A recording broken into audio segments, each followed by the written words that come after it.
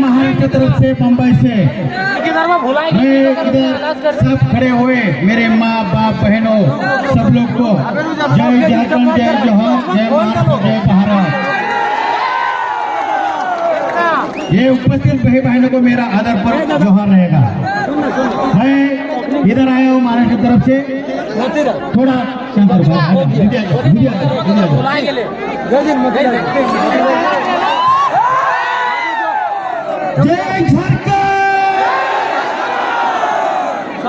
देखो हमारा महाराष्ट्र में छत्रपति शिवाजी महाराज का नाम लेते हुए पूरा हिंदुस्तान में गर्जना हो जाती है। हमें आज ऐसा लग रहा है टाइगर का नाम लेते हुए पूरा हिंदुस्तान हिलेगा। जिंदाबाद जिंदाबाद टाइगर महतो जिंदाबाद। हेलो, मैं सब मेरे भाई बहनों को, बुजुर्ग लोगों को मैं विनती करने के लिए महाराष्ट्र से आया हूँ। ये चुनाव में आपके शख्स में हम बोल रहे हैं, चुनाव तो ये बंदा जीत के आया हूँ। 4 तारीख को ये पूरा मैदान फुल हो जाएगा, इसमें कोई भविष्यवाणी देने की जरूरत नहीं है। हमें बोल दिया था टाइगर भाई को मैं 1000 लोग लेके महाराष्ट्र में आ जाऊंगा, लेकिन टाइगर भाई ने हमको बोल दिया हमारे पास घर नहीं, हमारे पास रहने को जगह नहीं। हम ऐसा बेवरस है, जनता मेरा माँ बाप है। ऐसा बंदा हम दुनिया में पहले बार देखा। का एक घटक वो जयराम जी महंता है, टाइगर है।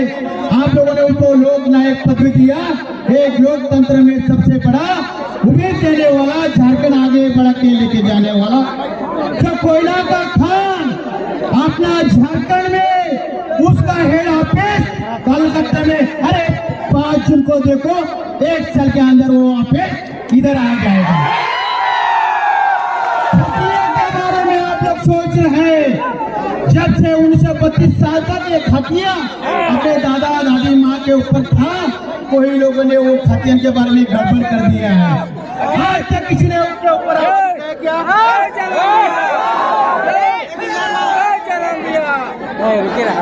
सामाजिक न्याय की बात करते हैं। यही हमारे महाराष्ट्र के भैया हैं, देखिए इनको। बाबू जोहार, जय महाराष्ट्र, जय झारखंड। ये महाराष्ट्र से हैं। तमाम मीडिया वाले बिल्कुल इनको फोकस कीजिए, क्योंकि इनके सामने हम दूध का दूध और पानी का पानी करेंगे। जो लोग हमें कहते हैं ना ये लड़का बाहरी भीतरी की बात करता है। अच्छा एक बात बताइए भाऊ,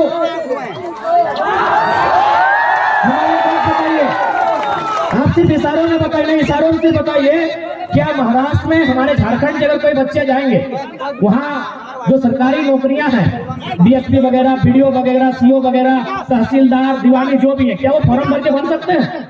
नहीं। सुनिए महाराष्ट्र के भैया हैं, इनको हम कोई फोर्स नहीं किए हैं। मीडिया वाले इनको बिल्कुल फोकस कीजिए। जो कहते हैं जरा माँ तो बाहरी भीतरी की लड़ाई करता है, अरे भाई हमारे लोग भी महाराष्ट्र में रहते हैं, हम लोग मजदूरी का काम करते हैं, हम लोग महाराष्ट्र को धन्यवाद भी देते हैं कि चलो भाई हमें रोजी रोजगार के लिए जगह दिया। बिल्कुल हम लोग महाराष्ट्र के अलावा तमाम राज्यों का, बाकायदा बिहार और यूपी क्यों न रहे, अगर हमारे मजदूर वहाँ पटना में, इलाहाबाद में रहकर मजदूरी करते हैं, उनका हम धन्यवाद देते हैं, क्योंकि हमें मालूम है वो राज्य हमारा नहीं है, तो हमें वहाँ राज्यवासियों का अधिकार नहीं मिलेगा। बात बरोबर है भाई? बराबर है, सही बात है, सही बात है ना। यानी अगर हम कहें कि महाराष्ट्र मराठियों का है, कोई दिक्कत नहीं, गुजरात गुजरातियों का है, कोई दिक्कत नहीं, बंगाल बंगालियों का है, कोई दिक्कत नहीं, बिहार बिहारियों का है, बरोबर है? बरोबर है। तो अगर हम कहें झारखंड झारखंडियों का है तो दिक्कत होना चाहिए। आप बनाएंगे, एक काम है इसके लिए। आप देखिए हम महाराष्ट्र के भाई हैं, पूछिए इनसे। हमारे आपके महाराष्ट्र में हमारे 5 लाख लोग रहते हैं, या आप तो खुद सतारा में हैं, या आप खुद बताइए वो कैसा रहते हैं। 1 मिनट बता दीजिए किस प्रकार का कमरा है और क्या काम करते हैं। 10 बाय 10 खोली में वो अपना बीबी बच्चे पढ़ाई। सुन लीजिए, 10 बाय 10 के रूम में बीबी बच्चों के साथ रहते हैं। 10 बाय 10 बुझा हो, यानी दो आदमी सुतबार घरवा में हटाए जी तो 10 बाय 10 के 10 बाय 10। इन्हें हम कोनो बोलने के लिए प्लानिंग करके नहीं लाए हैं, ये बल्कि ये स्कूल चलाते हैं, संस्था चलाते हैं, इनके पास भी बहुत सारे झारखंडी नौकरी करते हैं ना भाई। या हमारे जो भाई सुनील मानी साहब, संजू जी मानी हमारा दूसरा भाई है, वहाँ नौकरी करते हैं, बात बरोबर है। बराबर है। 10 बाय 10 के कमरे में सुन लीजिए, 10 बाय 10 के कमरे में एक मराठी भाई यहाँ खड़ा होकर बोल रहे हैं, आज 50,000 की भीड़ में बोल रहे हैं कि जो झारखंडी वहाँ रहते हैं 10 बाय 10 के कमरे में, उसी कमरे में पत्नी भी रहती है, हाँ पत्नी भी रहते हैं, बच्चे भी रहते हैं, सगे वाले भी रहते हैं, सगे वाले भी रहते गाँव हैं। वाले आएगा नहीं वो भी उधर रहता है।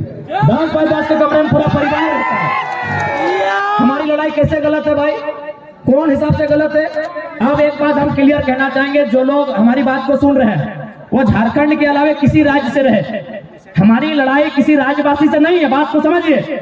हम बात कर रहे हैं 1932 खतियान की। अब सवाल है कि 1932 का खतियान का मतलब ये थोड़ी है कि जो लोग खतियानधारी नहीं है राज्य से चले जाएं, ऐसा किसने कहा आपको? बिल्कुल नहीं। पहले समझिए कि खतियान का इस्तेमाल कहाँ होगा, खतियान का इस्तेमाल कहाँ होगा, उसका उपयोग कहाँ होगा। न हम लोग मांग कर रहे हैं कि खतियान के आधार पर इस झारखंड की स्थानीय नीति बने, क्योंकि सभी झारखंडी नहीं होंगे, 140 करोड़ लोग झारखंडी नहीं होंगे।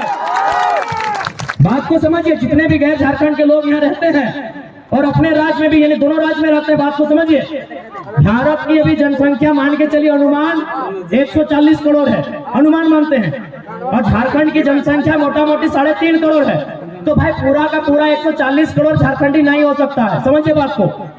140 करोड़ जो भारत की जनसंख्या है वो सबके सब झारखंडी नहीं हो सकते हैं। तो झारखंडी कौन है? तो जो झारखंड के भूभाग में रहते हैं। तो हमारे खतियान आधारित नीति का मतलब है कि इस राज्य के जो मूलवासी है, इस राज्य के बाहर जिनका सरकारी नौकरी के अलावे किसी सरकारी दस्तावेज में कोई नाम नहीं है, क्योंकि बहुत से रेलवे का नौकरी करते हैं, कोई इलाहाबाद में है, कोई कानपुर में है, कोई कर सेंट्रल नौकरी कोई कहीं कर सकता है, तो वहां सरकारी नौकरी में उसका नाम हो सकता है, लेकिन उसके अलावे उसका नाम किसी दस्तावेज में नहीं है। वो मूल रूप से झारखंडी है, जिनका सिर्फ और सिर्फ यही नाम है, यही दस्तावेज है, यही घर है, यही मकान है, यही सब कुछ है।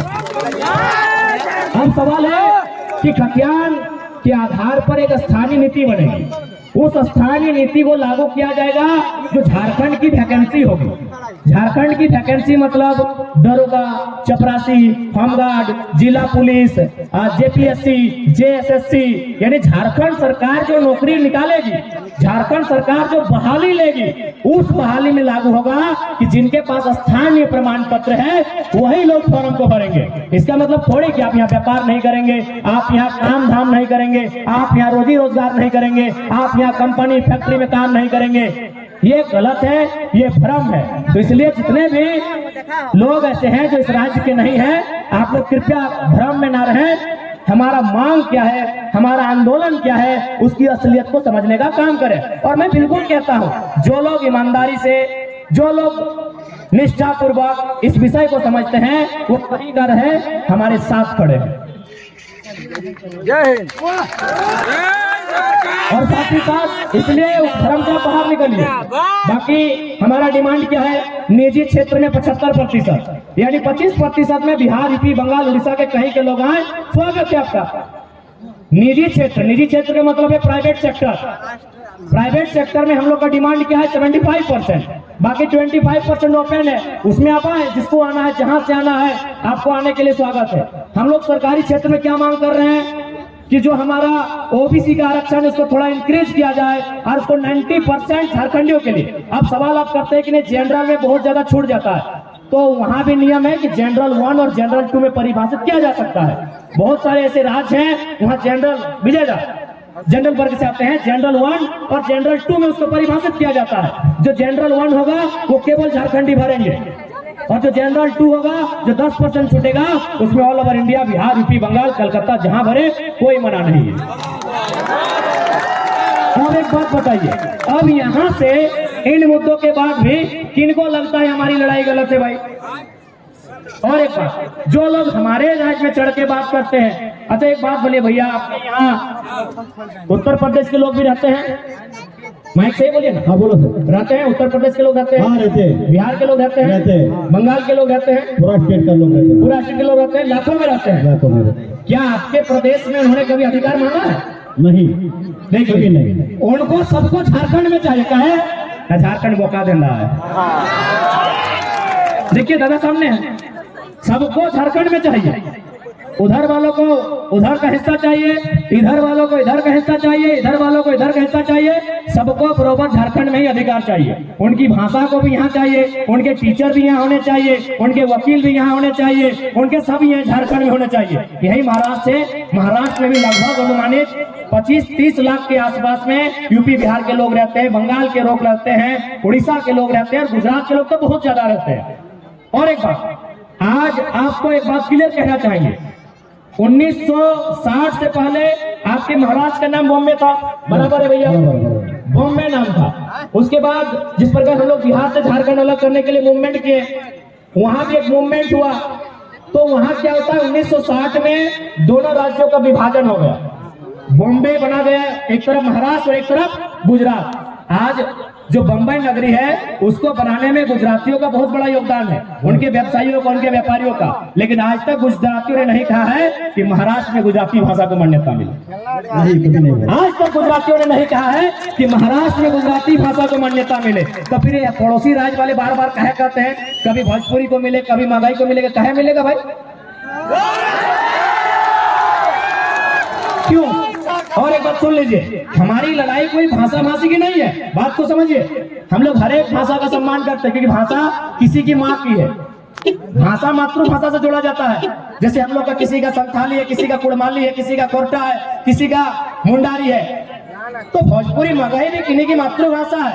हमें किसी की मातृभाषा शिकायत नहीं है। हमारा बात को समझिए, हमारा शर्त ये है कि आप दुनिया की किसी भाषा को झारखंड में रह के गीत गाएं, उसका गाना सुने, हम कानूनी मान्यता नहीं देंगे। बात समझिए, सरकारी दस्तावेज में मान्यता नहीं देंगे, हम ये बात कह रहे हैं। हाँ, बाकी अगर उसके बाद भी अगर आपको दुविधा है तो जिला वाइज सर्वे कीजिए। पलामू गढ़वा साइड में हो सकता है कुछ भाषाओं को बोला जाता है, तो उसमें एक बुद्धिजीवी जो भाषा साहित्य का ज्ञान रखते हैं, जो भाषा पे जिनका एक बहुत बड़ा रिसर्च रहा है, वो जिला वाइज कैटेगरी कर सकते हैं, और जिला वाइज जो सीमा है सटा हुआ, वहां उन भाषाओं की बात कर सकते हैं। पूरे झारखंड में आप कहीं नहीं, और खासकर धनबाद बोकारो में आप उठा के ले आइएगा उन भाषाओं को जो धनबाद बोकारो में नहीं है, तो ये हमारा दुर्भाग्य है। तो लड़ाई कभी भाषा की नहीं है, बात एकदम क्लियर है।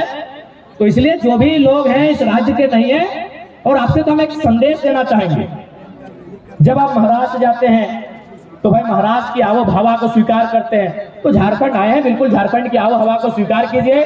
और एक विशेषकर जो अनूप सिंह जी हैं और उनके जो समर्थक हैं, क्योंकि जैसा कि इतिहास कहता है, चपरी के सूर्यनारायण महतो ने उनके परिवार को यहाँ बसाया है, तो जैसा कि इतिहास कहता है, हम उनसे यही कहना चाहेंगे कि यदि आप यहाँ रहते हैं अच्छी बात है, तो जिन लोगों ने आपको जमीन दिया, जिन लोगों ने आपको कोयला का खदान दिया, उन लोगों को नेता मानने में क्या दिक्कत था?